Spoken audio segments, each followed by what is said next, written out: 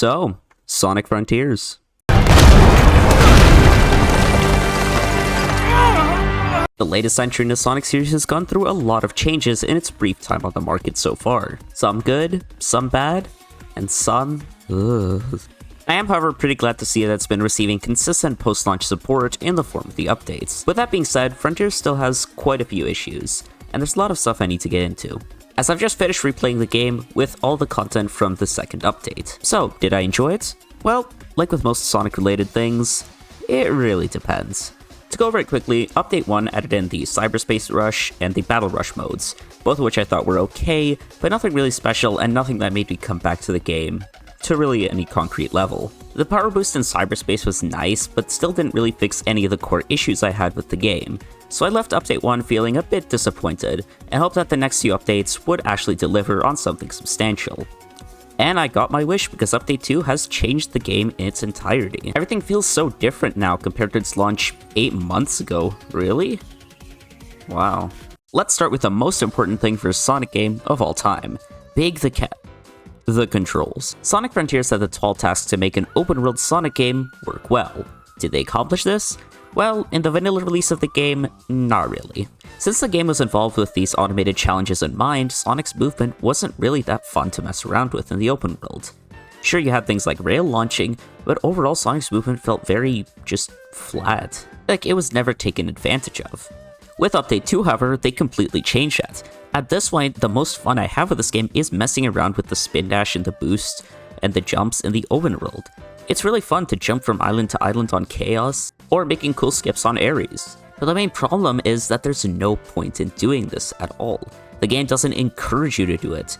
More or less, you feel like the game is just being broken while you attempt it. These basic automated open world challenges just weren't designed for the kind of speed and momentum you can generate with Sonic now. And now we arrive at the main problem with Sonic Frontiers at the moment. Just like fan games like Sonic Utopia, it feels like there's a good base for a movement here, but there's just nothing to do with it other than moving around, which can be satisfying for a bit, but becomes boring after quite a while. So, what did Sonic Team do in Frontiers to alleviate this issue? With the base open world level design, nothing much, unfortunately.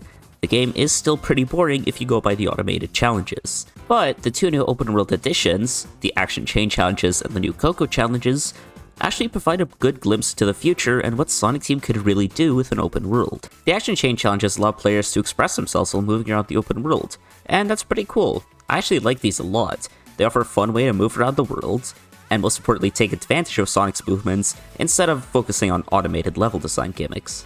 It rewards you for just randomly moving around and performing fun actions, which is something that should be explored more in the next entry. It's way more fun than whatever this is.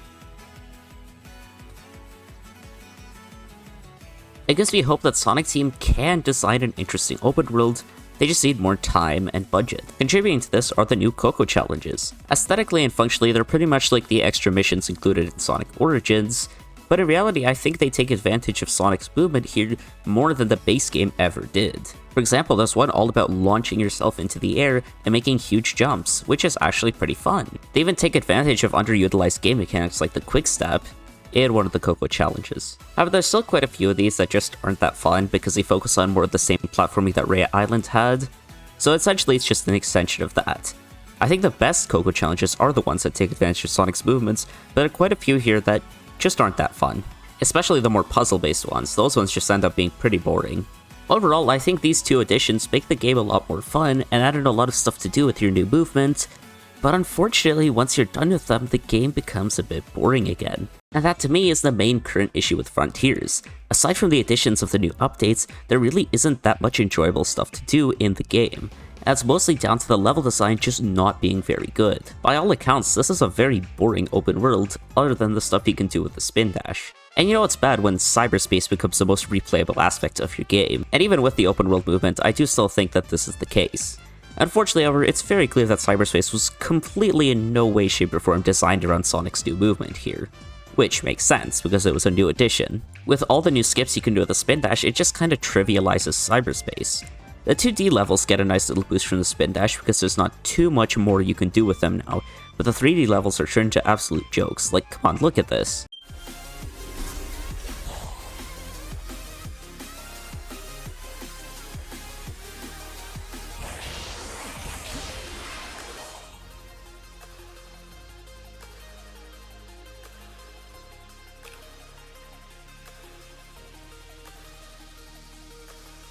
Like, why am I just allowed to do this? Also, credits to the runner, link in the description.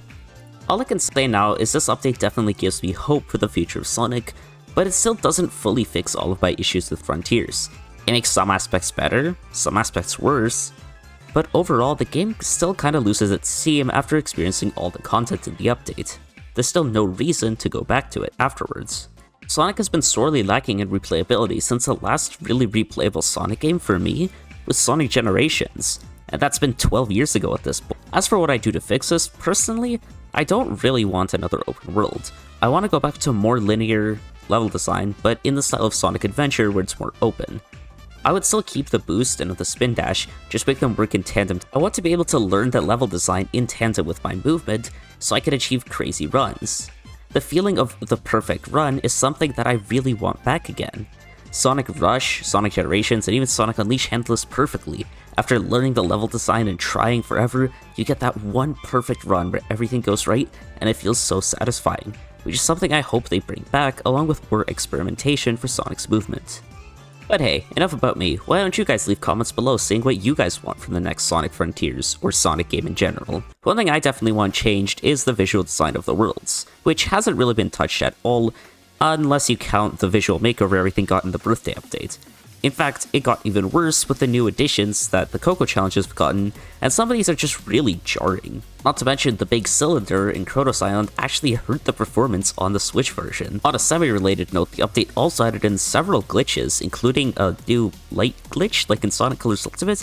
How did this carry over? How is it back? And some new audio glitches when using Sonic's new moves. Actually, it's okay guys, they're just bringing in the signature Sonic team polish into the game, as we all know. Jokes aside, the last notable addition they added was New Game Plus, and it's just kinda okay. Aside from allowing you to carry over stats and the spin dash into a new playthrough of the game, it really doesn't do much because the enemy's difficulty isn't increased at all. In fact, with your maxed out stats, it literally makes the game easier overall. But as an addition, it's perfectly fine. So, those are my overall thoughts on Sonic Frontiers Update 2 and the game in general after it's received its few post-launch updates. My opinions have definitely changed since its release, and I do think it's gone down quite a bit, but the update definitely helped it out a bit.